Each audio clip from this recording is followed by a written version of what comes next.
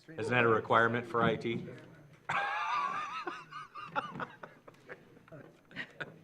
We knew we could count on you. Was released. Wait, did you turn it off and on again? No, I turned it slightly. Oh, and then back up, right? Sarcasm is life. Did that. We'll add that in the book. I did see Brian do that. Troubleshooter. He just did that. I Swear. must have, should have gone to the right. I love that Brian's adding Oh, that. that, So- no? It may have been updating something in the background using the CPU up, so it finished and then it started working.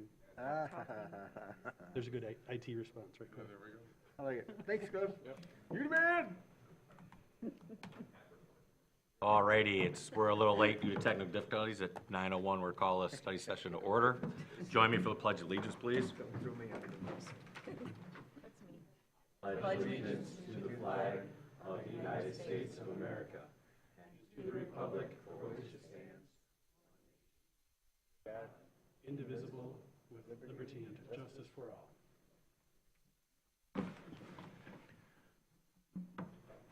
Thank you, everyone. Seeing there's no invocation or anything like that, Mr. Gedman, a roll call, please. Certainly. Andrews? Here.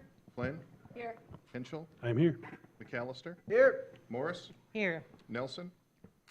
Spence? Here. Walter? Here. Seifert? Here.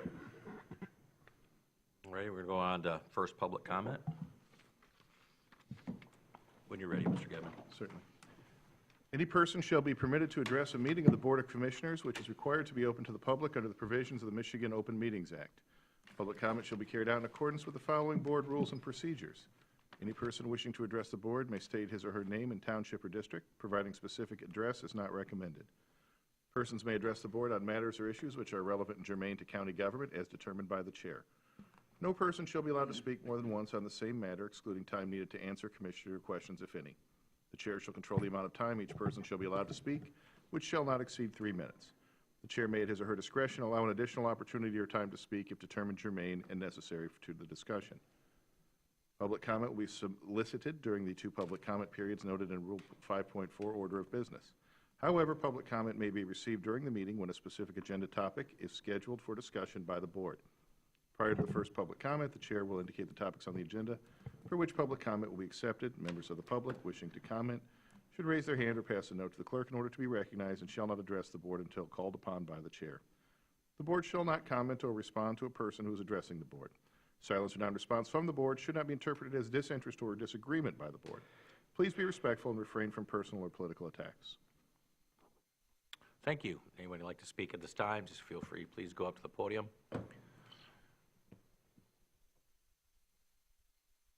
Nice time, Mr. Moore. Would you like to step up to the podium for first public comment? All right, going once, going twice.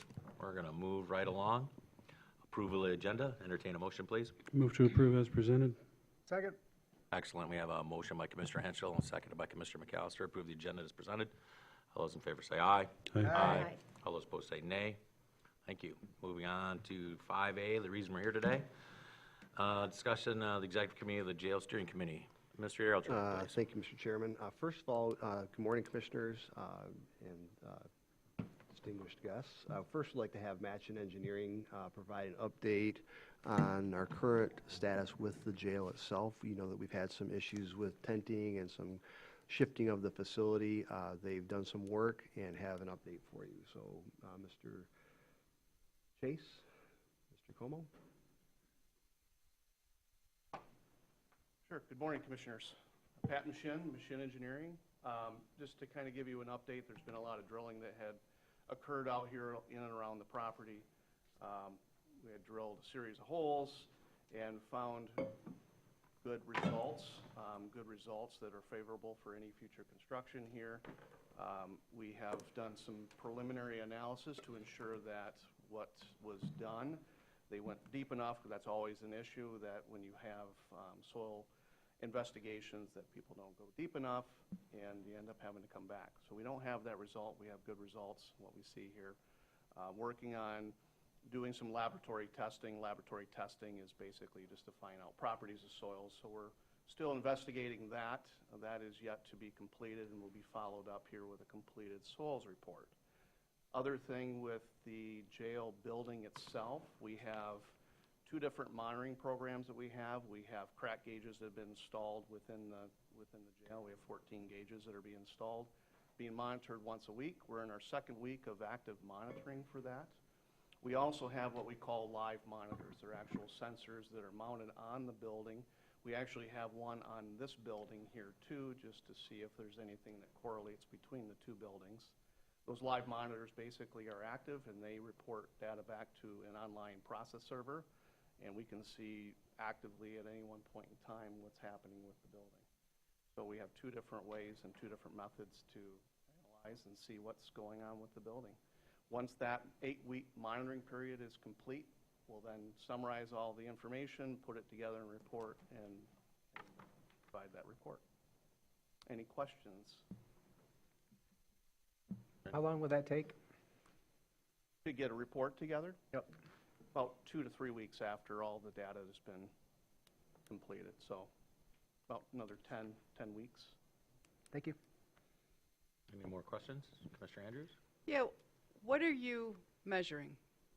Are you measuring seismic activity? Are you measuring humidity? Are you measuring water content? Are you measuring movement? What are the sensors measuring?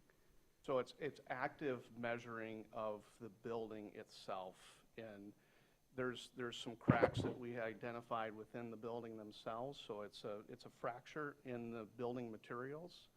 We apply a gauge over that crack, so on both sides of it. So if the crack decides to either close or open up even more, then we can measure that with, basically it's a hand measure in millimeters and then sub-millimeters. We can measure that and just do a visual inspection of that movement. So what can occur is a crack can open and it can close. So we monitor that for a given period of time, and so that's what we're monitoring there. You could probably say it's any result of what happens to a building. So buildings can move because of temperature, humidity. It could measure any vibrations. You know, vibrations can make things move, but it's over a period of time. It's not like an instant period of time. So it depends on exactly what happens. So we have a series of them in different walls, so we can hopefully see if the building is moving and what direction it's moving. So if we can see in two different axes. Does knowing that the building is moving identify what's making the building move? Help you? That is the hope. Can you draw that out for us? Can you elaborate on how this building moved 1/8 of an inch? It is being caused by blank. How does knowing it moved a bit understand what's making it move in the first place? What the flaw is? That is, so investigating soils, investigating over a period of time, we would have to see what has changed over that period of time outside of the building to see if there's anything that's outside of the initial, anything outside of the foundation, outside of the walls that could have produced that. So doing the soils investigation was paramount for that because we want to look to see if there's fill. So this is a historic site that has been built upon many different times by county, the city, other buildings of the past. So generally what happens in city centers like this is that you have excavations, you have things that are filled in, you have ground has been moved. In some portions of town, the river has been moved, so we want to investigate that. So that's what the soils investigation is going to do. It's going to tell us where the fill is in relation to the building. So we compare the building plans to what's going on with the soils, to what we see with the crack gauges, to potentially even see if there's been any changes to the groundwater in that time. So kind of look at all avenues and not just necessarily focus on one. Good questions. And I'm curious if 8 weeks is enough time to identify a shift given how seasonal and, weather conditions and water tables, those don't happen over 8-week periods. They happen over seasons or months or years even. Are we going to have a picture by the end of 8 weeks, or are we going to, need more get a recommendation for further testing at the end? So I would say this, typically what we do is we pick a period of time that we feel is a good period of time to see anything that happens. And since the original movement that was noticed in the building was instantaneously, essentially, it means that stresses were built up in the building and then relieved in an instant moment. So with that relief that happened, we want to see what happens after time. I mean, of course, it would have been ideal to get in there ASAP right away and put things up, but we needed to do that initial period of figuring out what's going on. Is everything safe? Is there other things that are moving outside of this? And then propose a program, and then we activated that program.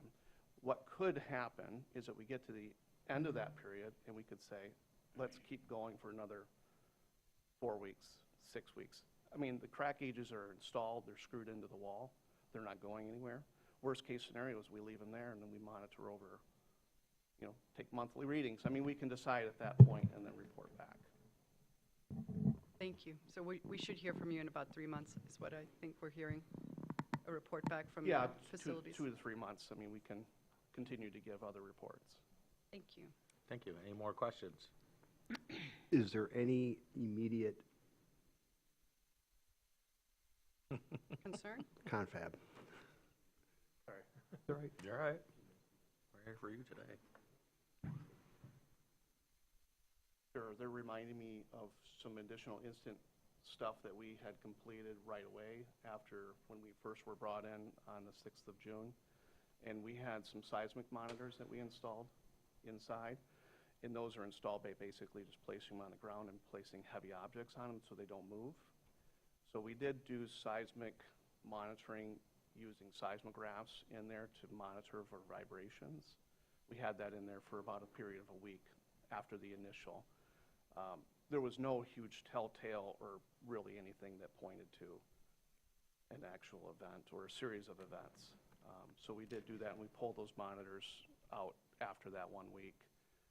We've also been in discussion with Fish Pass to get information from them on water levels and anything that they had reported in their construction to see if it has anything to do with impacts to the jail. You almost were free to go until your confab. So do you have, and the answer may be no, but do you have a working theory at this point as to what's causing the building to move or what caused the event in the first place? We're working on one. I'm not ready to necessarily report that yet, just because I want to make sure that we do our due diligence and gather information. And it's, I mean, there's nothing that's pointing to like anything remotely upsetting, if you will, of the area.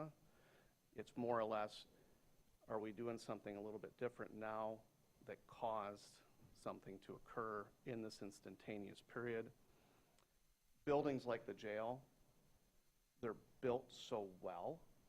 When I say so well, they're reinforced concrete, there's masonry block.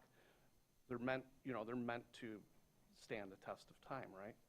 So what ends up happening with a building like that, especially when it's facing different directions and it's not a square, it's got some rectangular sections that go off in different areas, it can build up stress.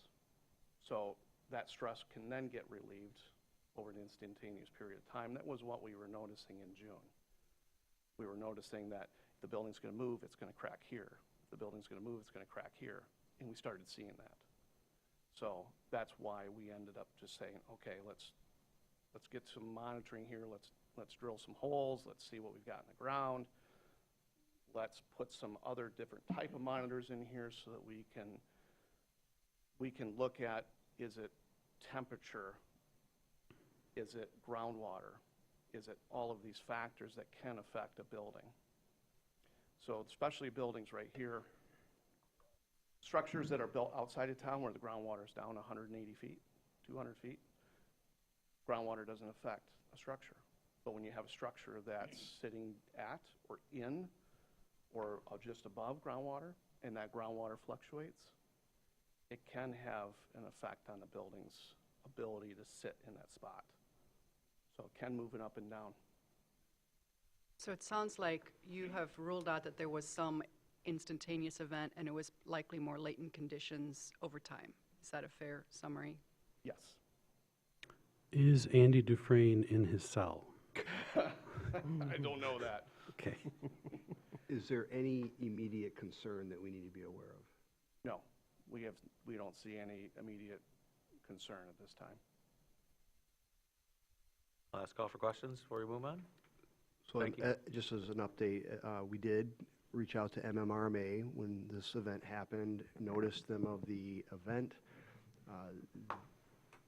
They are waiting to see the results of this examination before they make a determination as to whether or not that this is a legitimate claim for a potential insurance matter. It's unlikely that it will be, but just I wanted the board to understand that we have been in conversation with MMRMA about this, and in the event that there's repairs that are needed, that likely will not be covered. Thank you. Thank you. Thank you. Okay, thank you. So the second matter, I provided a memo in the packet from September 5th, and I authored the memo. However, this is a memo that the content was created by the steering committee, and the executive committee is inclusive of the chair, the vice chair, Judge Hamlin, Sheriff Shea, Tom Cremonte from MMRMA, John and Chris, and I. And we have met now 4 times since the creation of the committee. And this discussion today is an effort to update the Board of Commissioners on our discussions and our activities. And we've provided some recommendations, some items for discussion as to recommendations that we would like to see coming out of this discussion or moving forward. So would you like to take the? I guess the best way to talk about it is I see the sheriff and Judge Hamlin are here, and Chase and Tom, of course. We went forward. We were looking to our neighbors, Antrim County, have been trying to build a jail for longer than we have, and they were going to build one, and then they weren't, then they were, now they're not. But in the process, the engagement of the public showed us kind of the way, if you will, of certain things to do. I'm not a big fan of reinventing the wheel, as I'm sure none of you are, when you can already take a process from somebody else that had good public engagement. So we started with that. And so, and we included as many partners as we can in the steering committee. And so as we move forward, we talked about it, we've kind of broken this down here into the technical committee as well as the community engagement committee. Our opinion, or the advisory committee is this here, is where we're going to be talking to folks from mental health. We're going to be talking folks from in the health industry, not just mental health. You know, EMS, our community partners with the homeless. All of those programs, we've tried to figure out a way in which we can engage everybody, and it'll be a timely fashion, but it will be a time commitment as well, where everybody's going to get in to come in and give us some advice, give us some thoughts, what has worked in the past, what hasn't worked in the past. Then we're going to kind of cross-match that over with the technical facility, which will be people that do those things. Somebody from the sheriff's office, somebody from the courts, somebody from facilities management, building codes, the people that put the nuts and bolts together and make sure that it doesn't fall the building into the river, if you will. And then we're going to bring it back here and we're going to discuss it. We envision this is probably a 10, 12-month process. So, depends on when it starts, I think. Kurt. So, may I? Absolutely, please.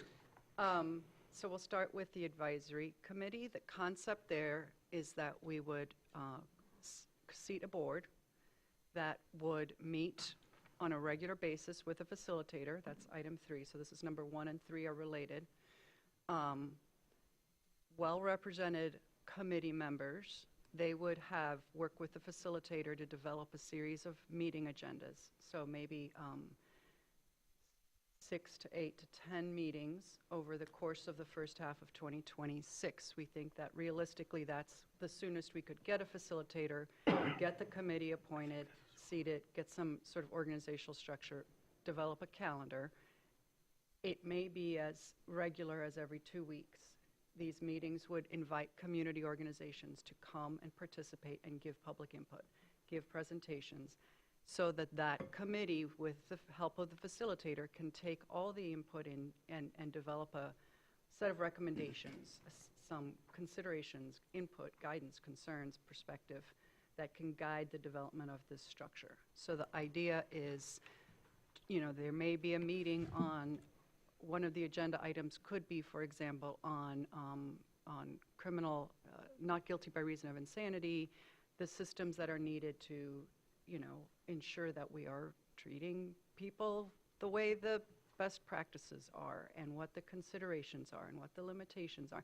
Maybe that impacts what the structure looks like, maybe it doesn't, but maybe it provides some other input into how we as a community move forward with a justice facility. One of the things we said when we adopted, when we all, you know, committed to moving forward with the structure, was the programs around it, right? So this is a way to get as much input as we can in as logical a way and as useful a way as we can, so that everybody who has thoughts and perspective can share them, pull them together. I understand the airport went through a process like this. They hired a consultant, and they were able to take a lot of diverse views, develop FAQs, develop recommendations, develop things to guide the ultimate decision-making, and that's the concept here. We came up with a list, and Antrim County's administrator, Jeremy, was very clear this is a critical part of making, you know, developing a structure that reflects what your community needs. That's where the concept of this came from. Conceptually, we would have representation from a wide range of perspectives, but that doesn't necessarily, the agenda topics may be even wider than that, right? It's just by having, say, the prosecutor on the, I don't think the prosecutor's on the list. Doesn't mean that the prosecutor's not going to get a chance to provide a presentation of what the concerns are from the prosecutor's perspective about the facility and the structure. So that's the idea. We wanted to talk about it. We wanted to get your input as to, is this a good list? Is anybody missing? Is anybody redundant?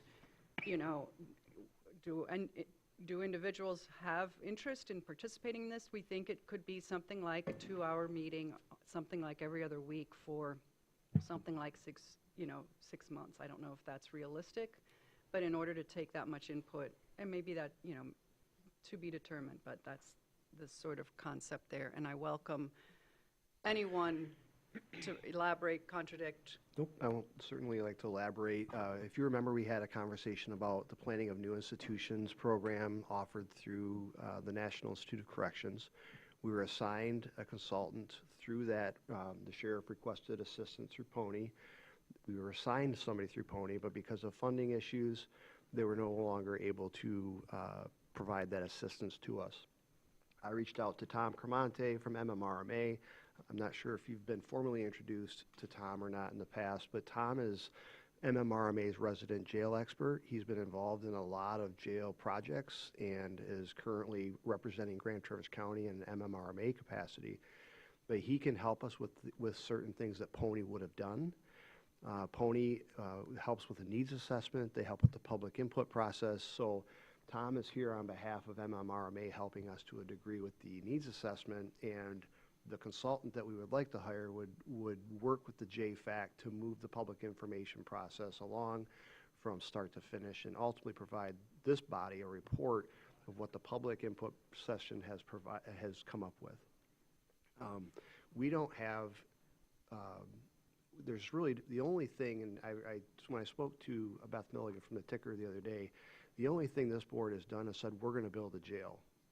And that's it. There's not been any further discussion about what it looks like, where it's going to be, all of that. We're trying to create some, I guess, guardrails or a direction for discussion. And that's the third recommendation that we can get into in a little bit here, that facilitated movement of the discussion so that it's moving with purpose. And, you know, the committee has met 4 times. There's been very good discussion about this meeting and the recommendations that we have in front of you, and we would like to move forward. So if you have input, we already know, like as an example, Paul Jarbo reached out to me from the MIDC. He said, Nate, MIDC is not on the list. That was an oversight. MIDC needs to be on this, probably the technical committee and the JFAC. So we'll add that. So the discussion about the JFAC and the JTAC today is truly... The acronyms are getting soupy here. Justice Facility Advisory Committee and the Justice Facility Technical Committee. The MIDC. Michigan Indigent Defense Oh, I'm sorry. Commission. sorry. So that's the defense legal bar. Everything at the It's end. like sort of counter to the No, that's what I prosecutor bar. Thank Yep. you. My apologies. problem. They do roll off the tongue. Yeah, But, I know, Well, you only live if this you've every been day. in- I get it. yeah, I know. My apologies. So the MID, Michigan Indigent Defense Council, would like to have representation on those committees, and I think that's appropriate. So that's it. Commissioner Ansel. Thank you. Give me like a Hold on a couple second. minutes. I got a lot of thoughts I want to put out. First of all, I think the primary thing when we talk about the jail is the philosophy and the program. There's a reason the federal government doesn't go around to every county and build jails. It's because every community has a different philosophy and maybe a slightly different take on what a jail should be, who should be in there. Is it simple storage of human bodies, or is it a place to maybe offer someone a leg up, education, and actually try to reform people and handle mental health issues? And I think Grand Traverse County, in my experience, is the latter. We don't think people should just be stored and forgotten about. We think people should suffer punishment for what they do, but also during that time have the opportunity to get that leg up. And that's why our jail and our sheriff offers those types of programs. People can start working on education, and there's counseling, there's group classes where people can figure out why they've behaved the way they have. And I think whatever committee structure we end up with, fully supportive. We need to really focus on the why and the what we're trying to accomplish. The jail has been on and off the table for many years, and I want to just commend the county officials and court officials for sticking to it and not just giving up because is anything ever going to happen? It can be a little frustrating. I appreciate your dedication to that. In my time as a county commissioner, I have toured other jails. I've toured our jail many times, and I want to highlight some of the problems that I think we should be aware of. And number one is not building it with the end in view, building a building instead of a program. We really need to keep that focus throughout the entire process that these are the outcomes we're looking for, not just to get a building, call it done, and say, look, we finally built the jail, but to have something that serves the community, both the victims of crimes and people who have committed crimes and ended up there. How do we serve them best for the betterment of our society? I've seen and heard of problems with the wrong size jail. Like one of the first complaints I heard was it's way too big. We got all these empty beds. We paid for something we didn't need. That I've heard from almost every jail that I've looked into that has been built. The wrong design. One jail had a glass front on group cells, and there was male and female, and it turned into a peep show. Inmates, could see each other. The males could see the females. Okay, that's a wrong design. That wasn't thought through. I've seen where jails were built with poor materials. In the case of the Wexford County Jail, they gave us a tour some years ago, and the contractor had used electrical clamps to hold pipes to the wall in the kitchen, and they had rusted within a year because they were not made for plumbing, they were made for electrical.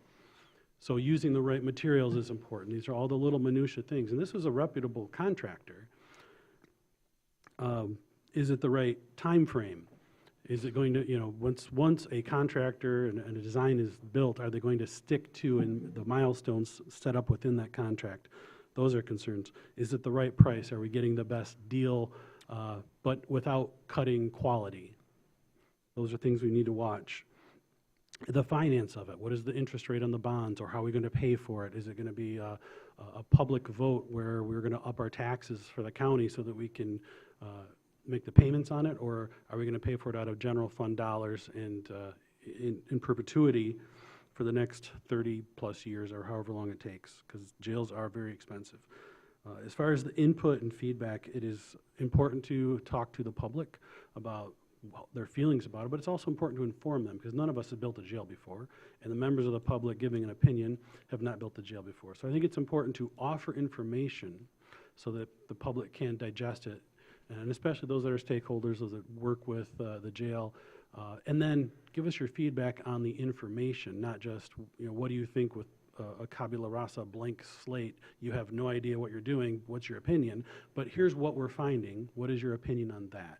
here's what other counties have seen across the state of Michigan, across the United States of America. You know, we've got thousands of counties to draw on. You know, what is the industry standard? And this also goes back to the sizing the jail. How many beds should it be for a county of our type with our philosophy on jail reform and not just storing bodies, but properly classifying, caring for people, and maybe sending them out better than they came in. I think it's very important that whoever we work with, whoever we hire, we look at their past failures. They're going to tell us about their successes. I want to hear about their failures and how they've changed over the years to accommodate the failures that they've experienced in past projects. So that's all I have. Thanks. Pretty good. Good synopsis there. Thank you, Commissioner Henschel. Commissioner Walter? I agree with Commissioner Henschel. I'm most concerned about the programs as he shared that. And I think that's how we first directed the committee to form. Correct me if I'm wrong, Administrator, we did not direct a building of a jail.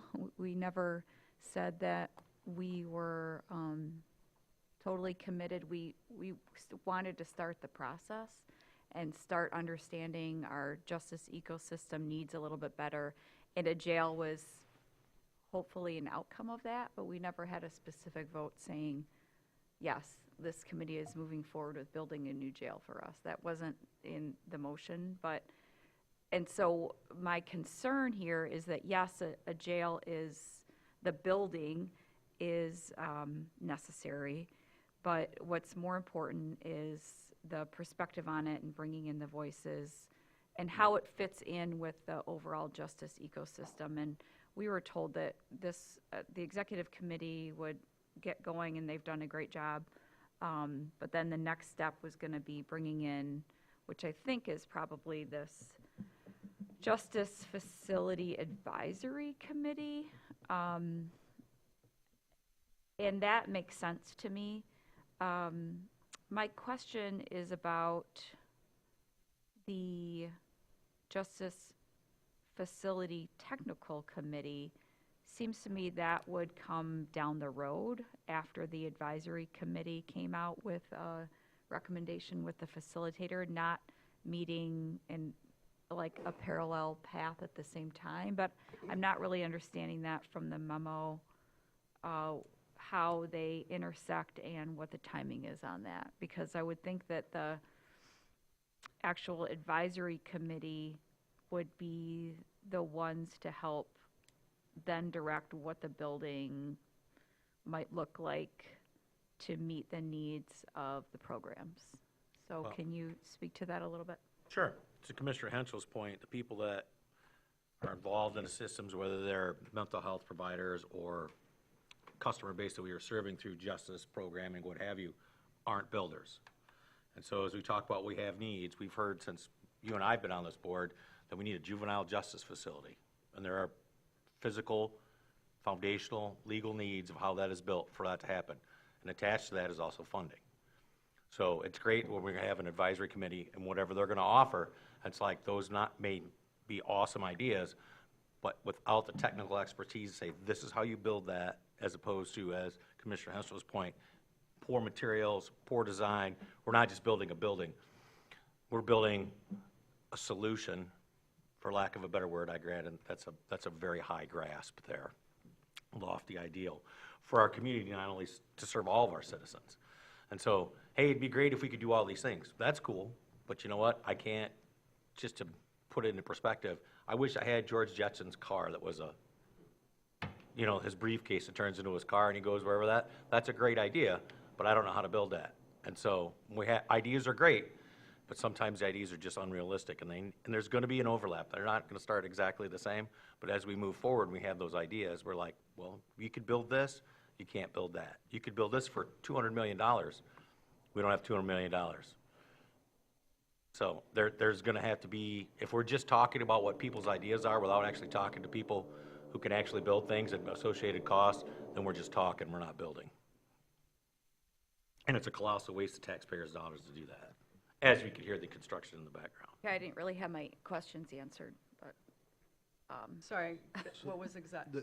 In our view, the technical committee is going to help us drive the needs assessment. So the advisory group, they don't have the expertise necessarily to know what your average daily population is, what your length of stay is, what are your cell needs. Do you need 6 or 8 observation cells? Do you need, cells that have negative pressure? All of those discussions, that has to come from a different group of people. The facilitator that we hire for the JFAC, the advisory group, you are correct, they would ultimately at some point in time mesh, and those committees would have to produce some type of an output document that is jointly created. But right now, if, as an example, the 2008 needs assessment said that we needed, I think it was 253 beds by 2030. Well, we know that's not true. It's proven not to be true to date. So we need to have the people who are the resident experts give us an idea what type of facility do you need to have for the programming that you want to provide. So if we don't want to be going to Munson 3 times a day, we need to have a facility that has more medical capabilities to address minor medical instances. So those are the discussions that come from the sheriff, the judges, the attorneys, the law enforcement, and that's the technical committee. Right, that makes sense to me, but what I'm concerned about is that if they're meeting at the same time and the technical committee says these are the facility needs, based on what?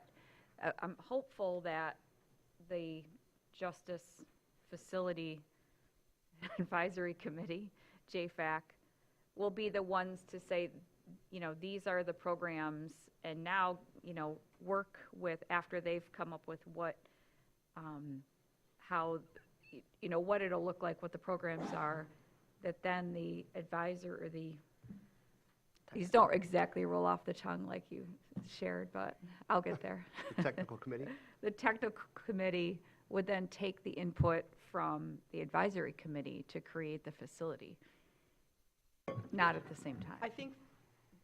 I think there's both, and it's not necessarily that one is that this is right whole cloth trying to figure this out as best we can. We could hire a consultant, to Commissioner Henschel's point, to just do this all for us, and the steering committee was not in favor of that. A lot of times that ends up with the wrong structure. So instead of doing that, the starting point here was intended to be 2 committees that have 2 different roles, and they're not envisioned to operate in isolation of each other.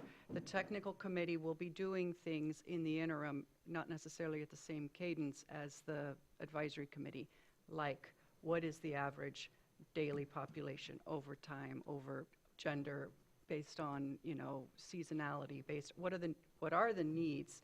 That's something that the advisory committee would also probably be interested to hear, but the actual gathering of that data, instead of hiring a consultant to do it, the technical committee has the capacity. Mr.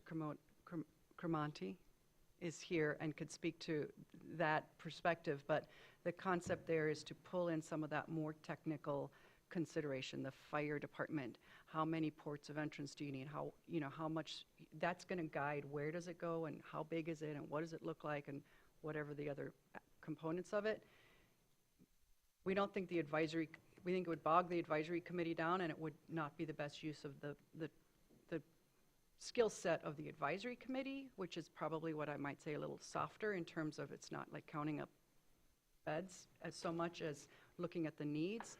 The technical committee would be more technical, more specification. Well, it makes sense from like a fire perspective, but when you keep saying beds, to me, the number of beds and how it's laid out has all to do with the program, right? If we have a different kind of approach to the facility itself, I mean, the hope is that we have fewer people in there because they're getting their needs met through the crisis center and through substance use disorder. And, there's, so to say, we've always had, I don't know.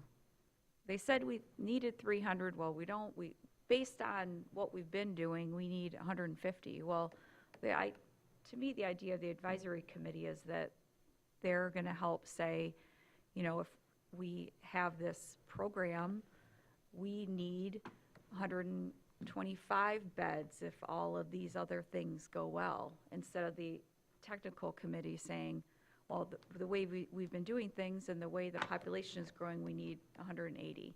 It seems like not really an informed opinion. It's just a technical opinion, not an opinion of the programming that we want to see.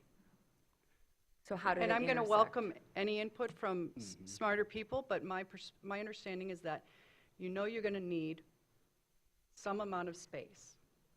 That may be 125 or 180. I don't know, but you're going to need some amount of, right? You're going to, whatever the programs associated with it, whatever the emphasis of it, however much outdoor space, however much diversion, however many opportunities to prevent people from coming into the system, we are still going to need a jail, right? I think I may. Yeah, we're we- all on that same. But Yeah. so if we know we're, at the end of the day, like, we're gonna need a jail, I don't see what the harm is in pulling together a technical committee that's looking at that side of it right from the start. They may not need to meet, you're right, they may not know exactly how many beds and how much, you know, is there a health clinic? Are there 3 rooms for mental health crisis, or are there gonna be more? I don't know those answers, and that's, the advisory committee is going to pull that in. Right. I don't think that prevents you from, at the same time, having a technical committee that's starting to pull together some of the basics. I don't, I mean, I don't want to waste people's time. whose they're time all- is it? Is it wasting the technical committee's time or the advisory committee's time? Both, because if the technical committee is meeting at the same time without any input about programming, anything the advisory committee is working on, and then they decide, well, we think it should be 150 beds, based They're on not what? going to decide that. We're going to decide that. Well, that's what we're asking them to give us, No, though, is information on the facility. We are. I don't, We're asking for options, and we're going to decide as a board as we move further on what we're going to do with the things they provide for us. But based on what, though? I would like to see the advisory committee give a recommendation to the technical committee. And you can, and maybe it's, you know, have them, you know, after 4 months or something, bring in the technical committee to say, this is the direction we're going. Absolutely. ahead. But as things go, when we're talking about contracts and moving forward, if we're going to wait 4 months and then we're going to engage a technical committee, then we're going to wait another 2 months before they get all put together. So now we're at 6 months. Well, that's what you said, 6 months. and I think the technical committee could help the advisory committee develop its agenda. I think the advisory committee, if I were on the advisory committee, I would want a technical committee to exist that I could consult with. I think it helps ensure a more robust, I think having them recognize that they are both running in parallel, neither is making decisions, both are gathering input and gathering perspective. And so so you get this group of the advisory committee together, you sit in a room and you're going to be like, well, what are the things that what are the agenda topics? I think it would be really useful for Mr. Cremonti to come and speak and say, well, you really should think about diversion at the courts. Maybe he says, I don't know, I'm making it up, right? And you're welcome to take the podium. But that would be input that I would think would help the advisory committee do a better job of making sure they're being responsive to what all the pieces are going to be. Go ahead, Fern. May I say something? I think finding a fact is really critical I think that would help. So the technical committee, the advisory committee, once we first develop like what we have to divert people right now, we've gone from a jail that's built for 70 inmates, and now we have 150 on average now. Okay, so the average I thought I read was like 150. So that kind of data, that trends over the time that the jail was originally built to now, as well as some of the ways that we're diverting people with the mental health facility that we have now that might take people away. I think if we gather all that information first and present it to both the advisory committee and the technical committee, I think that will help guide and direct how we proceed with this. So, again, my name's Tom Kermani. I work for your insurer, Michigan Municipal Risk. I'm a senior risk consultant. I've been going through these processes for years and years and years. I've been on a number of projects, and I'm hearing some of the same messaging, but you're not building for today. You have no idea.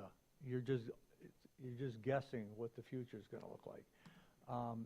And we've seen time and time again needs assessments from boards that they put together of this is what we think we need. Well, then something happens. If you go back 20 years, female jail population was about 4% of overall jail population. Now it's at over 30 in some areas. Some areas it's even more. So what happened? All these jails that were built with all this stuff in mind because there were no females in jails. Well, now there's a lot of females in jails. And with more females in jails, you have different type of program. In a lot of jails, the jail that I ran, I had 9 to 12 pregnant females in there all the time. Well, and they're just sleeping on jail cots. That's part that you have to keep that in mind. What your board wants to do, and what I've asked that they do, is move forward with a needs assessment on your own. You know what your community needs. You've got a lot of issues here that you want to have addressed. You can do a lot of it with programming, but keep in mind, when you do the programming, like a lot of jails have programming in jails. They have all different types of care. They have all different types of counseling. They have education programs. You can have that in jail, but you have to maintain a county jail. But you don't want to build a jail with the idea that this population is going to stay the same. It's not. There's more medical acuity in corrections than there was 20, 30 years ago. I mean, a lot of sick inmates. You need to focus on medical care. You need to focus on mental health treatment. But you need community involvement, the community that can run programs within the jail, within the confined setting. Now, Michigan Department of Corrections is going to kind of have to weigh in on how you build your jail as well. My suggestion is to listen to the committee, take direction from all the stakeholders that you guys have talked about, and move forward then. But I think the way you want to go is really not going to be beneficial. You might, in my world, I think you need at least a 300-bed facility, at least. This area is going to continue to grow, and you need the right kind of cells. You need security cells. You need negative pressure cells. You need medical cells. You need there's what they call direct supervision cells. Direct supervision cells. If you build a pod that has direct supervision cells, you can do what you need because then you have a deputy in with all the inmates, and you run programming all day long. They call them honors pods or God pods, and those are for people that have come off of drugs and alcohol, and their mind gets right, and now they can engage in programming. But keep in mind, when a lot of people come to county jails, they've had alcohol and drug issues.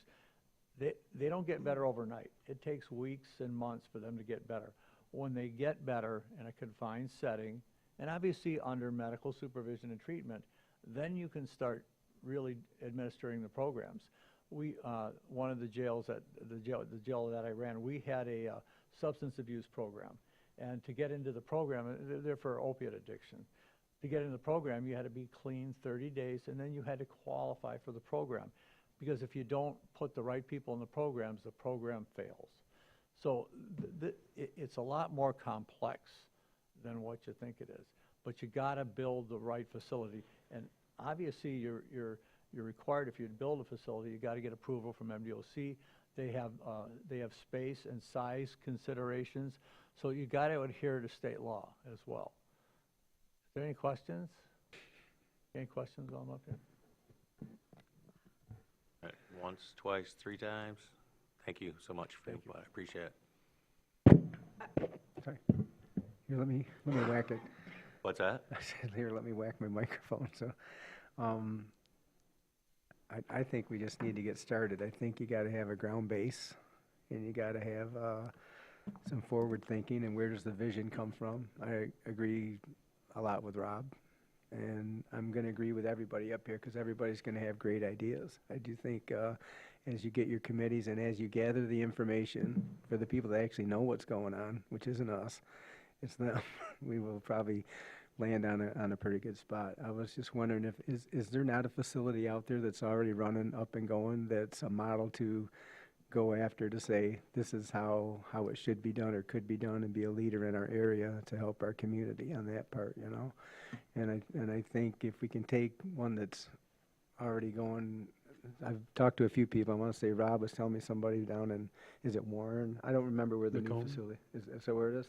I don't know. But he said, you know, they're new, their facility's great, the attitude of the people, you know, the people working it, your counselors and everything else is great.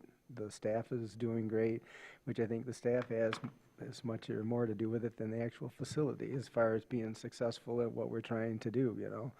So if we can get, you know, the whole team on board and have that vision and go the right way, I think we're on it. And I think as your committees and stuff like that, I don't know how you don't have the committees to gather the information so you can make an informed, intelligent decision, you know, because without that, we don't know, you know.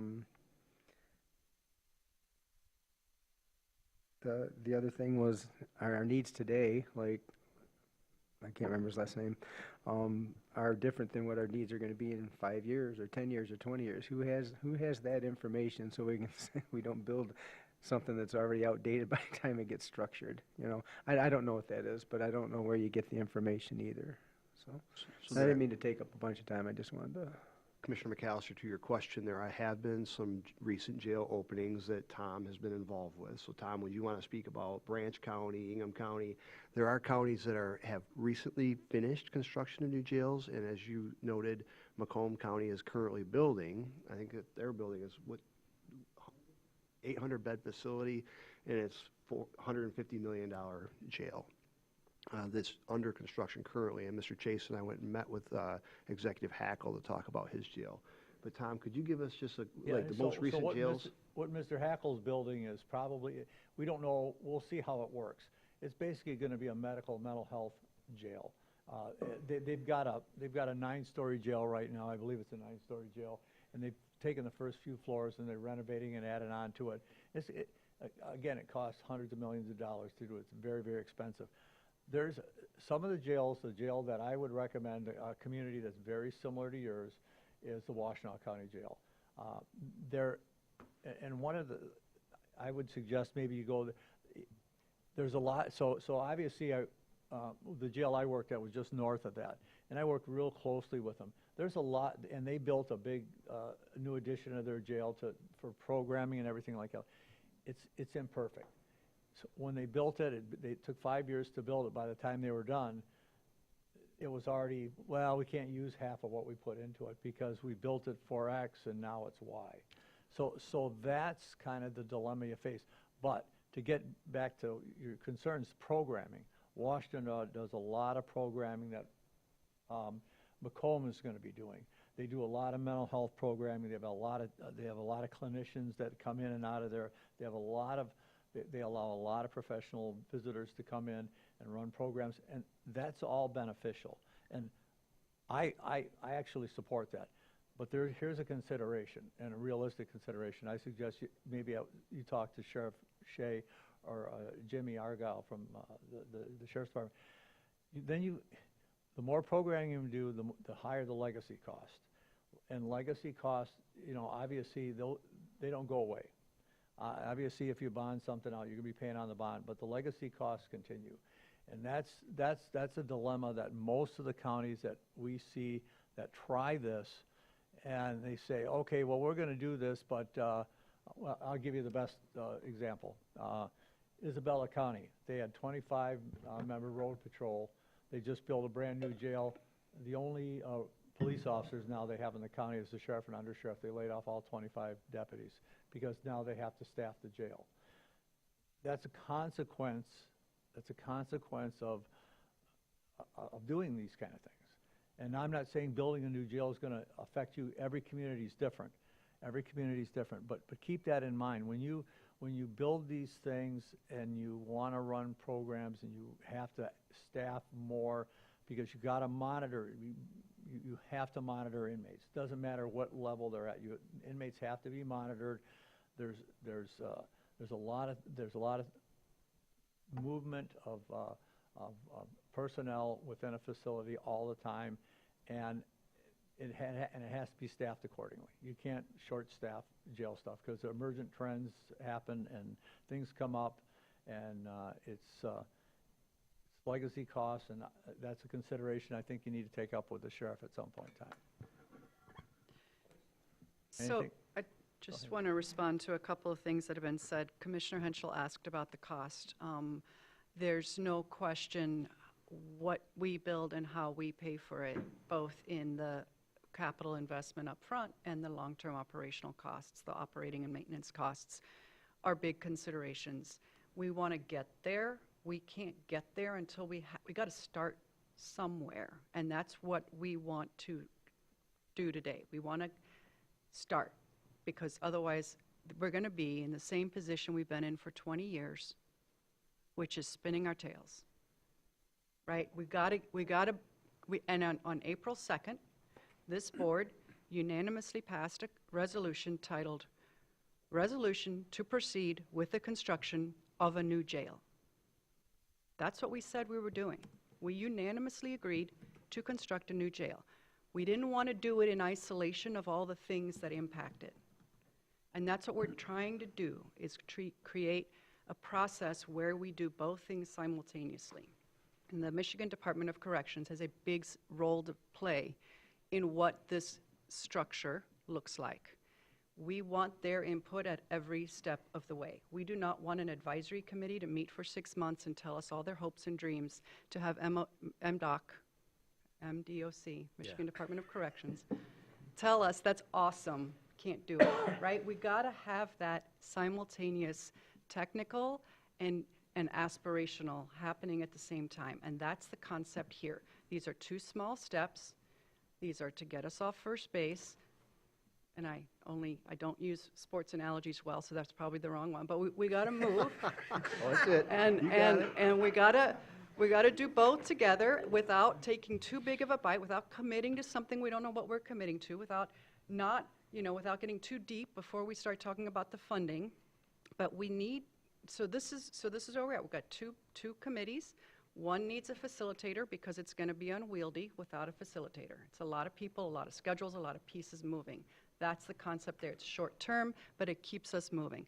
The other piece is the technical committee. We want them to exist. We want them to meet. We want them to be available and accessible. At what cadence, what their exact role is. They're going to be, to Commissioner Spence's concern. They have that data. If you want to know all the data there ever is to know about Grand Traverse County Jail for the last 100 years, we could have that next week. That doesn't tell us what we need tomorrow or next year, right? We know we're out sourcing. That's not the right. We're boarding out 30 to 50 inmates a month at this point, order of magnitude. We know we're not meeting our needs, but we can't. So projecting what the future looks like is not just a matter of looking at data. It's an art, right?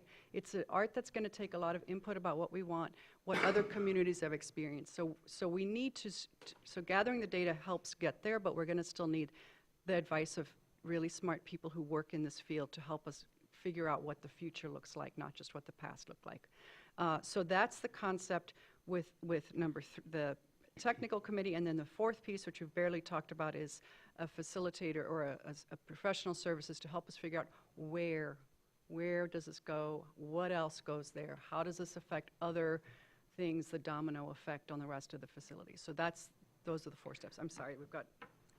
Gentlemen, okay. please. So, sorry, I don't mean to cut in front of the sheriff. I just wanted to make, because I sat in on the process that Antrim County used, and the same thing happened there, and I don't mean to imply a negative thing with it. The jail is the biggest component to it, and so that is going to drive the discussion. But I just said that since I did that, I would remind us throughout this process, it's not just the jail. right? This is designed as a facility to include perhaps the law enforcement center, prosecutor's office, the MDOC agents we have locally, community corrections, whatever it's going to be. So I think that's where, in addition to the umbrella of the services that will be provided at the jail, but also through the building itself, I think lends to having those two sort of, one at the strategic level is how I would view it from the military background, right, of we want these types of services offered, and then the technical committee, how do we implement all of that process? What can we do? Those kinds of things. And so, you know, because when you're talking integrating spaces, right, the jail would be separate from the other facility, so do we have a tunnel? All of those things, right? And we have some models for that, the Leelanau building and those kinds of things. So I think we have those examples, but I just always said that I would be the one in the background reminding myself and everybody, it's about more than just the jail, even though obviously that's going to drive the discussion going forward. So, sorry, Mike. Well said, Judge Hamlin. Sheriff Shea? Just sitting back listening, you're all right. Everything you're saying is exactly correct. And I think to Commissioner Walter, your point, you're right. You wouldn't want your technical committee to make decisions without knowing what the programming or the community engagement portion is. So I think it's important that we kind of take a step back and realize there's no decision-making being made by either of those committees. They are merely gathering information to be presented to the executive committee and subsequently this board to determine what we do next. You're right. There has been no formal commitment that we are going to build a jail or a complex or whatever. What has been, correct me if I'm wrong, is a public commitment that we are going to look into this because we understand there's an issue and we want to identify that issue and hopefully move forward with fixing it. This is a means of getting there. And it by no means is meant to be perfect. It's meant, as we sat and discussed this, we know we want complete community engagement. We also know that we are not experts in every field. We need that technical component. At some point, they have to come together if the board decides we're going to move forward with this and say, well, if you want this, you're going to have to do this from the technical, and I'll use this as an example. Juveniles. Let's say part of the community engagement is we want to have a juvenile holding facility within the jail. Okay, step over here on the technical end. Well, that in itself presents a whole lot of problems because of sight and sound separation, and there's a whole other bunch of legal parameters that come into play. So at some point, they have to intersect and say, okay, if we as a board decide you want to have juvenile holding facility within the jail, how are you going to do it? And that's where they come together. But we are at a crossroads as the committee, executive committee, that we need more information. And we feel this is the most effective and efficient way to solicit that information and give everyone an opportunity to give their opinion on it. The facilitator that will run the community portion of it, we had very in-depth discussion about this. That person has to be very structured and regimented in the sense of, let's just take mental health. This particular meeting is going to be about mental health. They publicize it, everyone comes, they get X amount of time to give their opinion on mental health, and that facilitator keeps the meeting moving right along so it doesn't run into a 3-year process. We don't have that much time. Forgetting what's going on with the jail as far as structurally. Again, you're all correct in my eyes in everything you're saying, but don't get too far down the road because we're not there yet. I'd love to be, but we're not. But this is the next step that we feel as a committee needs to be taken. Does that help with what you were thinking, Commissioner? Because I could see where you're going. You're thinking the technical group, if I'm interpreting you correctly, is going to make decisions and say, you need a 300-bed facility. Well, but if the community engagement says, no, we're going to focus more on diversion and so forth, so you really only need 150 bed. They're not making those decisions. Well, I know, but we are asking, at least I'm hoping, when we, my computer is doing really weird things. When we are, I see them as in an advisory role, very important advisory role. We can't be at all the meetings. We can't, I'm going to try to watch and take in as much as I can and read and understand what comes out of the consultant's report.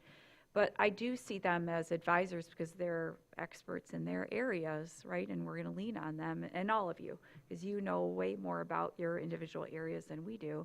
And so I am hoping that out of the committees, there are, they've hashed things out together with using their expertise, and then are going to advise us on, this is the programming, for lack of a better word, this is our vision for how the jail fits into the justice ecosystem, and out of that, we need 150 beds, for lack of a better example. And so I am looking for advice from those committees. It's not, their decisions aren't the end, but I'm going to lean heavily on them. And so I want them to feel confident about their conversations and bringing in their professional expertise so that we can get to a better place.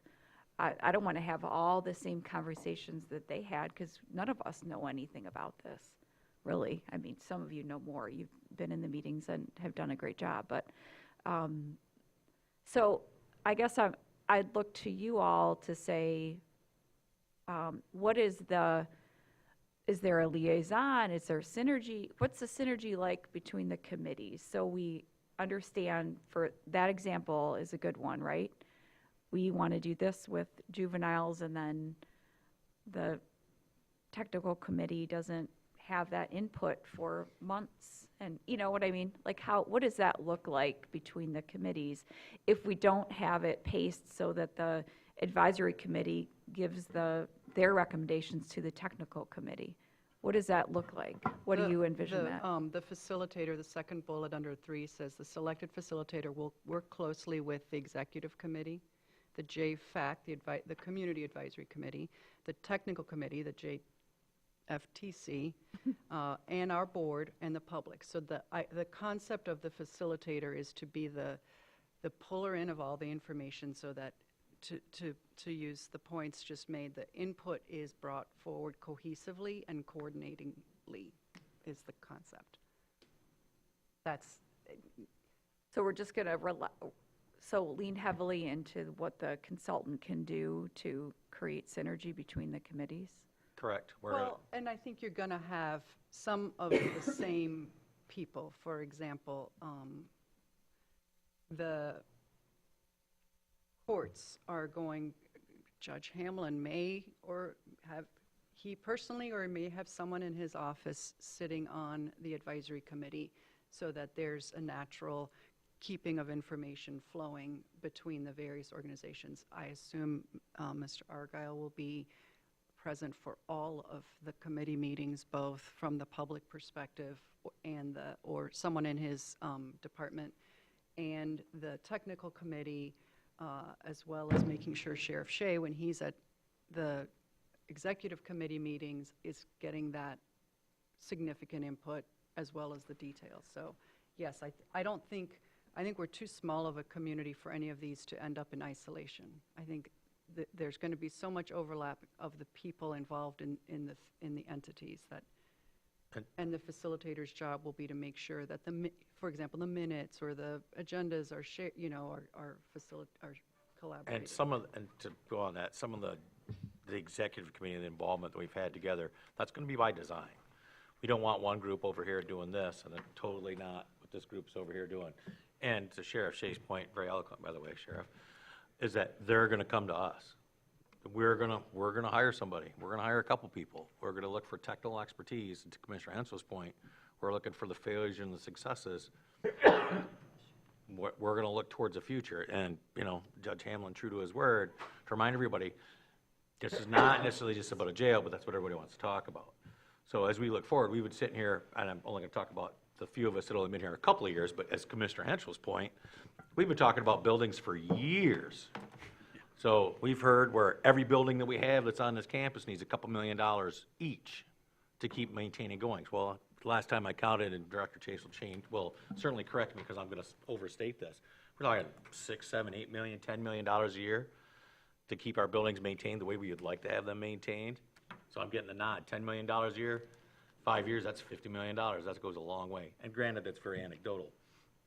But as we move forward on this, we have needs in the community, not only for our employees, but specifically for our constituents. And now, this is an opportunity when we're pulling all these people together, their expertise. It's like, hey, these are what we're all thinking. These are all things that we need. Have technical experts saying, well, this is what we think you can do, and this is what we think it'll cost, and those decisions will come to us, and we're gonna have that responsibility to either go with recommendations or not, but that's gonna be up to us. And that was by design. Mr. Henschel. Just kind of just an upkeep item. As we do this, I see recommendations for forming committees. We need to make sure we talk to our legal counsel about being compliant with the Open Meetings Act.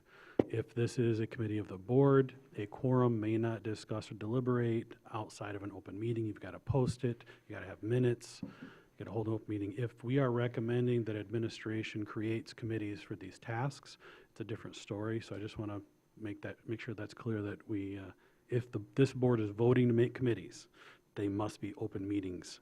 If administration. I hope that they are. I mean, I want The, them to stay. the total intent was that both of these committees to be open to the public. We're not gonna have, we're by invite only. That's kind of not really what we're trying to go for the sake of transparency and really serving the public. But that's a valid point. Thank you for bringing that up. Yep. Any more questions for these fine gentlemen? Anything you'd like to add? Anyone? Before what? I just want to make Or, sure. well, we're moving right along. Okay. Well, can we, So go ahead. So I want to make sure that, I want to level set. The executive committee met to discuss the four therefores, okay? And this is the executive committee's effort to address the four therefores in this April resolution. And so if we have misunderstood this, the direction of this board, based on the resolution that was passed here, then this is the opportunity for us to recorrect. But what the executive committee did is we talked about this a lot, and how do we address each and every one of the desires of the board? How do we move forward with those? And these are the four recommendations that we have in an effort to do exactly what we had interpreted this resolution to say. So if I'll admit it, if I took the first therefore to say we're going to build a facility incorrectly, I'll own that. But that's what I took that language to say. So we are committed to the process, let's say that. And I think that the way that we have set this up, I think will be a successful mechanism. But at this board, it's ultimately your decision. So if there's input, please give it to us and consider it for next, because we would like to have this come back to you on September 17th for an approval for us to go out for RFPs for the two facilitators that we've mentioned. We haven't talked about number 4 yet in length, but we can talk about that further. But that's just what I wanted to encapsulate that and make sure that we're all on the same page of what we're trying to accomplish. What's the date goal for the facilitator that you just mentioned? Out on, this board approved them putting the bids out on the 17th. So then after the 17th, they would bid it, and then after those bids come back, then it would come back to the board for a decision, and then after that, it would get hired, and then after that, they would convene the groups, and then after that, the groups would kick off. Of what month? 17th? I think Next week. next week. Oh, September 17th, thank you. It is aggressive. For that precise reason, because even if we bid it, if we agree, we study it today and we agree next week to do the bids, we think January before it effectively gets started. That makes sense. Sure. We did in the resolution, there's the words about a needs assessment. That can take a lot of forms. So I'm wondering what the committee understands that to be as part of this process. Is it the output from the committees? Is it some other what is that? It could be a lot of things, but do you have an understanding of what that is? So we're on the same page as far as what that output is? So as far as, if you have any, when we talked about putting these committees together, we're looking at precisely that needs. We looked at what are the needs of the community? What do they feel that aren't being met? What do we need to accomplish? Juvenile justice has been mentioned many times. And then we says, where are we going to build it? How's that going to look like? So we kind of did a couple of different things. Part of it, which we're going to talk about the budget here in a few weeks, is about paying for it. So let's kind of spread out. So we're going to be picking and choosing, us as a Board of Commissioners, saying these are the needs that we assess from the community assessment. The facilitator is going to help bring that together for that group, for the community involvement group. Then there's going to be the technical committee is going to do the same. Well, if you want this, these are going to be your needs. You need this space. This is how high you can build it. This is how much it's going to cost. And so it's spread out where everybody's going to be lifting a little bit, but we're going to come, it's going to all come back to us for the litany of list of options, I'm sure. So to further Please. answer that, we did talk about, should we just go out for a bid on a needs assessment? You can obtain a document called a needs assessment, and you can hire someone, and they can come in and they can tell you, here are your needs. And we decided that that's probably not the way we want to go. We want this process first, so that we basically don't get told what our needs are. We develop what our needs are. So that's sort of, and anyone on the committee or who's far more knowledgeable about this, just Antrim hired BICE, and BICE said, here's your needs, and the board said that's junk. And they disregarded, and they lost months and months and months of time and lots of money, and it started over. So we're trying not to just do that, and instead that's why we're sort of working through this far more cumbersome process to come up with, hopefully by, a year from now, we have something that looks like a needs assessment that's Yeah, goes so through from the these- committees. from So the two the output committees. from the committees that the consultant will put together will be our needs assessment? Yep. Okay. And it may say, we need juvenile, and, right, I think that's what we're already starting to hear. Well, so traditionally, I think when we hear needs assessment, right, we would say, okay, you need a facility that has 180 beds, right? And rather to do a more holistic approach, I think the reason we approached it this way is because, okay, so from a straight jail perspective, you may need 180. We're also very blessed to have a lot of programming available in the jail. So, okay, BDAI, for example, what do you need in a new facility? Let's incorporate that, mental health, all those kinds of things, so that when you put it together, it's everybody's needs, not just a straight, I mean, we could do a needs assessment for the jail. We could do one for, the programming in there. And I think this offers us a more holistic approach for you all to make a decision. Because, I mean, the other part, I quite frankly always feel a little uncomfortable sitting on committees like this because I'm not a policymaker. I mean, I'm just a judge. I can offer you the perspective, even on the technical committee, for example, when you build a Zoom room in the jail, please, for God's sake, soundproof it so that if somebody closes a door on one side of the facility, it doesn't pull the Zoom feed away when we're doing hearing. I mean, it's little stuff like that. And so I think that's why we wanted a more holistic approach so that way all aspects are brought in, not just a simple answer of, because in Antrim, for example, somebody would get up and say, we need to have programming put in the jail. Well, then the people who would do the programming, well, we need to know what the facility is going to look like. And so rather than the sort of, chicken or egg kind of thing, it brings in everybody. So programming, ideally, what do you need? How many beds if it were just a straight jail and about that only? And then that facilitator can put it together so that it's all incorporated for you all to be able to make that Yeah, decision. I love that approach. I just want to make sure we're on the same page, that that's what we understand to be the needs assessment that we committed to, that it's that holistic kind of document that comes out of the committees that are going to come to us. That's what we're looking at. I think ultimately there's going to be a policy balancing, right? We're going to have to decide that by having a juvenile component to this, it's going to cost us certain things, and that's a balancing that this board's going to do. These committees are going to tell us what the costs and benefits are, right? Like the physical, literal, whatever considerations that are going to go into it, and then we're going to have to evaluate that at the end. It's going to cost more because it's going to require separation, but it's going to be beneficial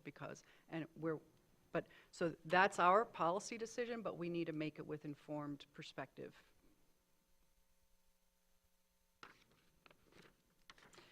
can we talk about who is on the proposed committees? Is there anybody? Thank you, gentlemen.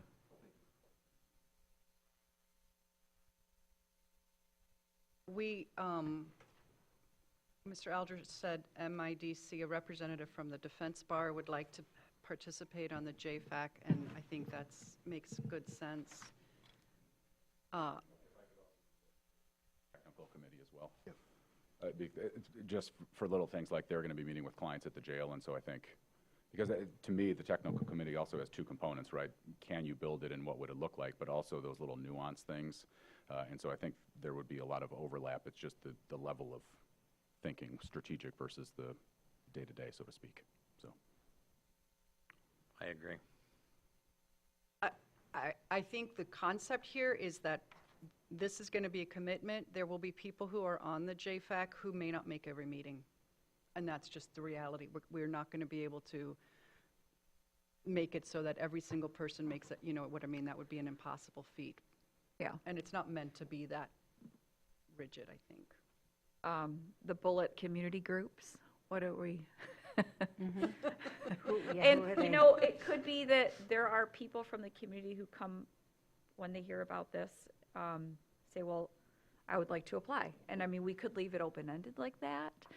We just don't want to have like 10 groups, but if maybe we say, of course, it's a public meeting, and there will be a time for you to make comment and participate if you're not an official member of the advisory committee. The prevailing thought on that was because we were talking about, and we mentioned this earlier, you know, you're going to have multiple meetings, engagement with the public. And so, and a couple of you said, hey, this week's meeting it's about mental health.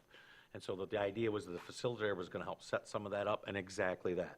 So like, hey, I'd like to be on the agenda to do a presentation because this is going to be an open meeting. And it's like, okay. And it's like, hey, and then you have 10 people do it. And the facilitator's like, hey, you got like 3 that are overlapping. It's like, how about we just have 1, but you guys can go ahead and make public comment. That was the concept. Instead of trying to sit here and right here in this second and whittle it down to, well, what about this? Because you ultimately always forget somebody. We thought that would be a thing for someone, the facilitator, who's going to have experience in doing these kind of things, is setting up these kind of meetings and bringing us back that information. That would be part of what they're going to be charged with. So I think that's, so the question of which community groups sit on the JFAC, I think that's a fair and open question. I think conceptually, we haven't gotten very far. We wanted to bring this back for input before we, you know, set in stone. But the concept here is that the executive committee with support from administration would say, you know, the board approved these 10 seats. If you would like, you know, city commission, please tell us who, you know, you want on that committee. And then Northern Lakes, you know, tell us by October 31st who you, right? And then on the community groups, it would probably be something like an open process.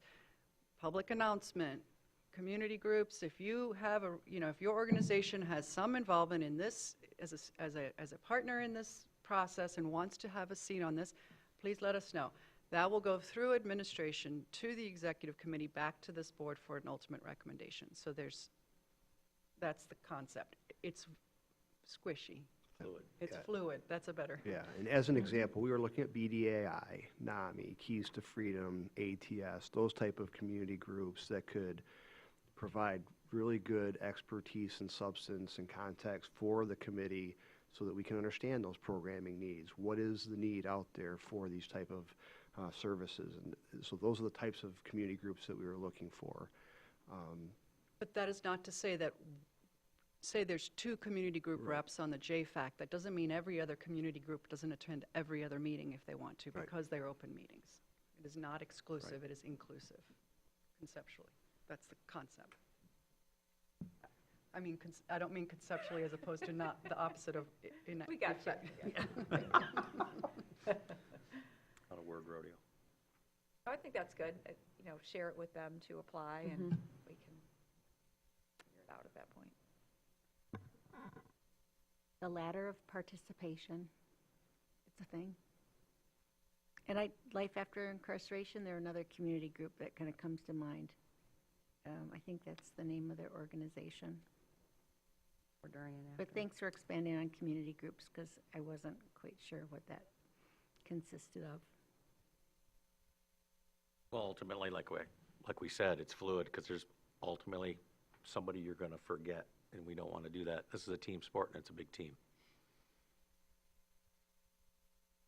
So interrelated with this discussion, item 4 is the county services facility. This committee could, you know, we've been talking about prosecutor obviously we think they need a new building considering the assessment in the Tower Pinkster. You know, we've been talking about at some length about the law enforcement center. Law enforcement would very much like to co-locate with the jail for obvious reasons, and also co-locate with city police and ideally even the state police. Facilities-wise,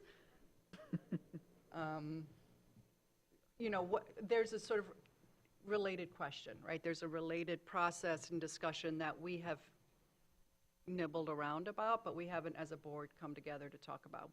When we had the joint meeting with the city, we talked about some concepts. This building and the county services on the first floor in this building and the county services on the third floor in this building have interrelated challenges to, you know, in a building that needs millions of dollars of investment, what's the best use of it? And as we're talking about facilities, we thought having a parallel process to talk about location opportunities.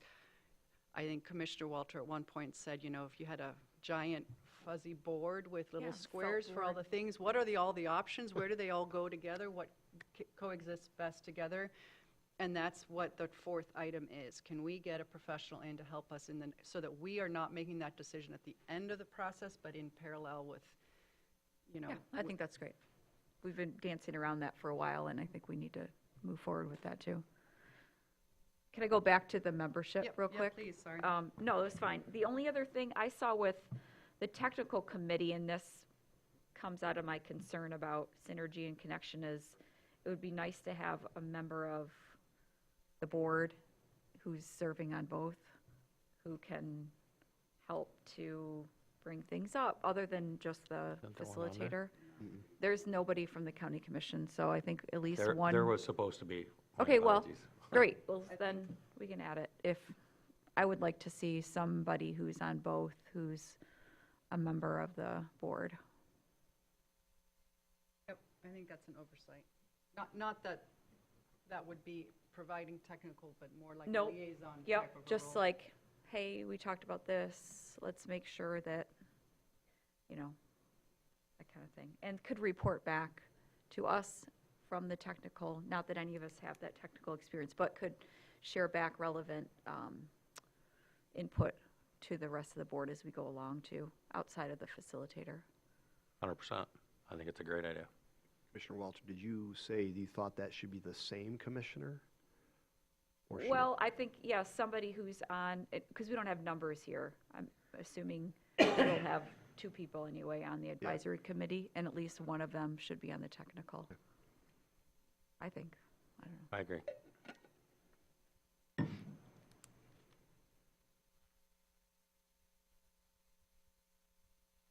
Any more on that, on the committee groups?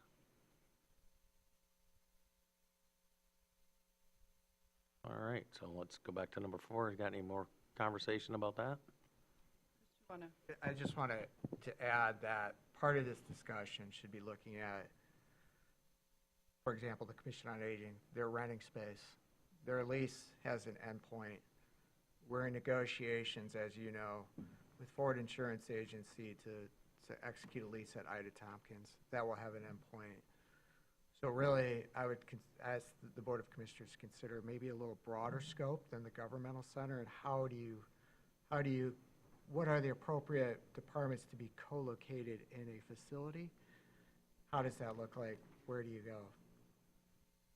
I Yeah. think that's a fair Yeah. point. I mean, frankly, the governmental center doesn't include the law enforcement center, so by definition, it's under-inclusive. It should be broader. I think. Yeah, when it comes back, have it be a broader facilitator about. the- I the agree, board. and some of that also is that we've talked at leveraging technology as we move towards the future. And that should probably be included in that. People are, frequently have talked about people working from home instead of building them office space. There are some jobs with the county, which even though I mostly disagree with the concept, because they serve the public, but they could be done from home. Talking about using AI for simple things about just running people phone questions, a phone app so you can access everything on your phone, as opposed to having to drive downtown, wherever the offices might be. So as we talk about, professional services for facilities, it's not a complete discussion if you're not talking about growth and serving the people and increasing your size of your staff. Are we going to see the actual RFPs for both of these next week? I'm sorry, they can't hear me shake my head at home. Of course, we have to vote on that. Oh, next week? Is that the plan? Yeah. The actual RFP itself, okay, with the specifics. It's the board's pleasure. It- Yes. We can make it happen, it's gonna take a little work, that's Take the it. speed. Well, If we- regardless, if it's next week or the next official meeting that we can vote on, I just want to make sure we see the specifics of the RFP before they go out and not just base it on a paragraph. Correct, it will be how it is, and we will pick it apart and decide what we like. If the facilitator service is ready to go, I would bring that back next week. If it's a resolution, if we can make action on some but not all of these things, they don't all have to happen at precisely the same time, but I think the goal is to just keep the Ball rolling. momentum, keep the balls moving. So if staff is not ready to present a services facilities RFP next week, then it's the following meeting, that's fine, but I Yeah. think the The jail facilitation services, we should be able to get that out. I just want to make sure that we understand about the 17th meeting.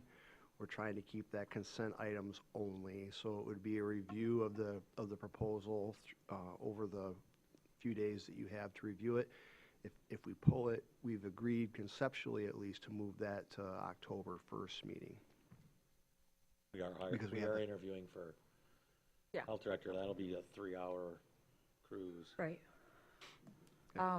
So just while looking at the RFP for facilitator, it doesn't specify in this proposal that it's somebody who has jail or justice facility experience. I'm assuming you talked about that to say if it's a general facilitator or if it's, somebody who knows a little bit more going into it about building and creating justice services. Did you guys have a discussion about that? One of the requests through the document that we've been creating already is that. Give us your experience with jails and facilitation of public input sessions. So they have to demonstrate relevant experience within their bid. So just to follow up, and Commissioner Walter, you brought it up, if we provided you the scope of services, that would be included in the RFP for next week, would that satisfy the board? So in other words, if full RFP includes background, process, but really what I'm understanding is you'd like to see the scope of services Yes, that we're asking for. yes, We can do that. yeah. that would be great.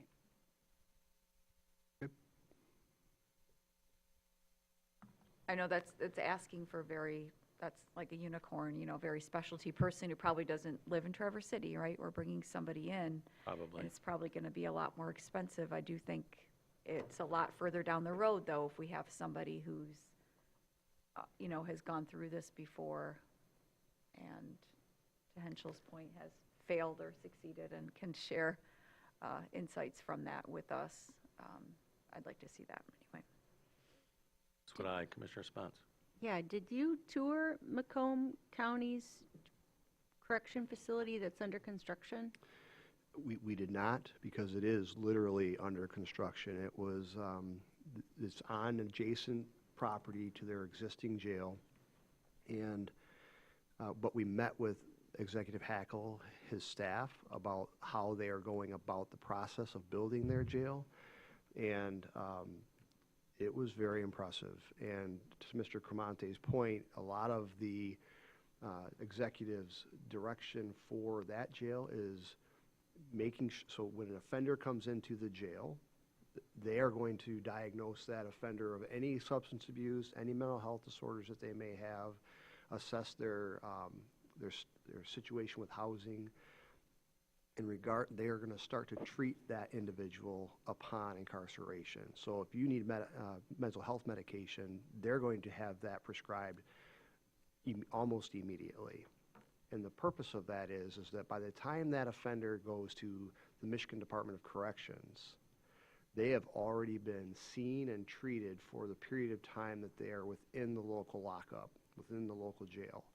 And because of that process, they submitted a grant through the state of Michigan for $40 million and received that based on the fact that the Michigan Department of Corrections is going to have a better inmate. They're not going to have to do it when they get to the prison system. So very enlightening. And he certainly has extended the invitation again to come down and see what they have, what their plans are. And he's also asked if you want him to come here and speak. So Yeah. we may want to take him up on that. What about their use of a facilitator, and what was their request for proposal?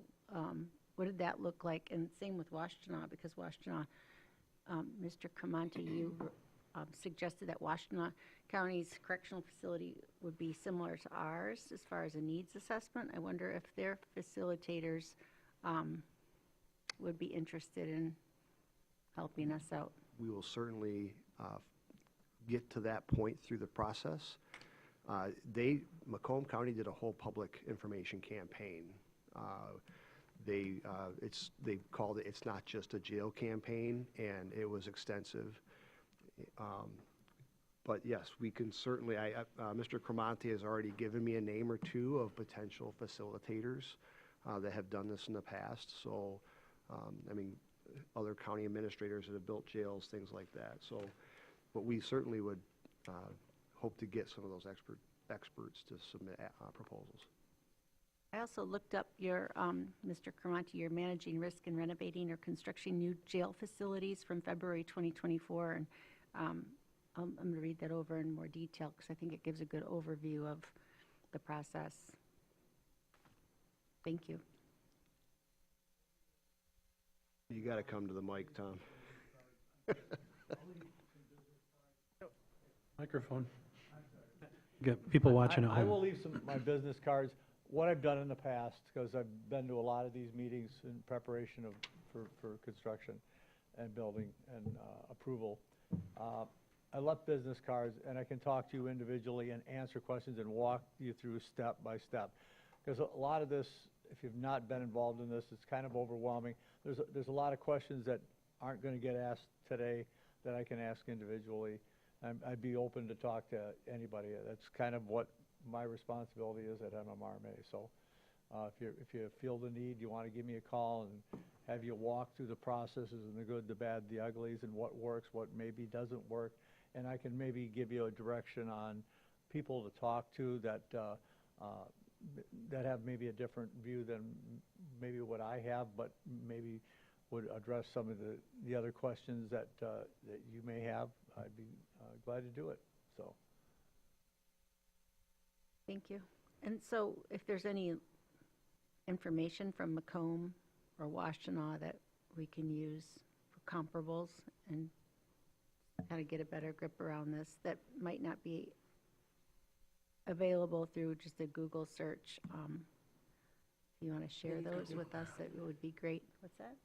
The technical committee and might use that information as well. Yeah, thank you.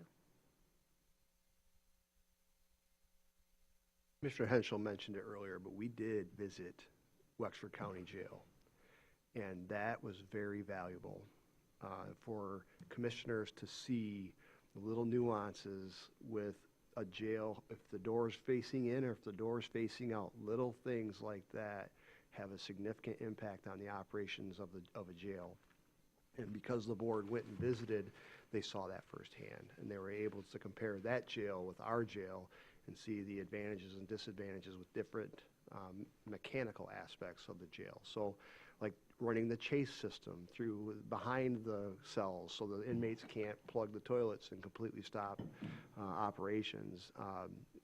It was very intuitive and enlightening. So I think that in the event that we get a Branch County or an Ingham County jail to give us an opportunity to come see what a newly constructed jail looks like, we may want to avail ourselves of that. I imagine there's jail codes, like, there's building codes for certain types of There is. commercial buildings. I would imagine that those are all structured and laid out. Maybe not, I don't Yes, know. so Yeah, yes, you're absolutely correct, Commissioner Spence. Larry Abraham is our inspector for the Michigan Department of Corrections. He is listed as being an individual that we want to have on the technical committee. And the doors will probably swing the right way. Well, hopefully. And there won't be conduit or plumbing that's supposed to be for electrical or whatever that was. I'm sure that those will all be covered. But there's a reason why they're the lowest bidder. Well, there's also reason to use, an architect that specializes in jails and not just an architect that I could is tell you some stories about people that specialize in jails and prisons, but we'll save that for not the public record. So, I think we're coming to an end. Do we have any more questions on this topic? I think I'm getting a good feeling, Mr. Alger. I think we have the right direction. Mr. Andrews? I think we're, anything? I want to thank the executive committee for, it's just extra work, so keep doing it. Appreciate it. Well, we got nothing else to do. Right. I sat in that chair, I know what it's like. Well, nothing more important anyway. Right, that's right. Nothing more important. All right, well, I think we're gonna, oh, wait a minute. So I forgot this last time. Yeah. So let's go to second public comment. Anyone? Once, going twice. All right, no public comment. Except for I'm gonna say thank you everyone for being here today and all your comments and helping us do this project. It's the beginning, not the end, but it's a great start. We're adjourned. Thank you everyone for being here today. Thank you. Sweet. You guys are awesome. Good questions. I didn't even think of some of those.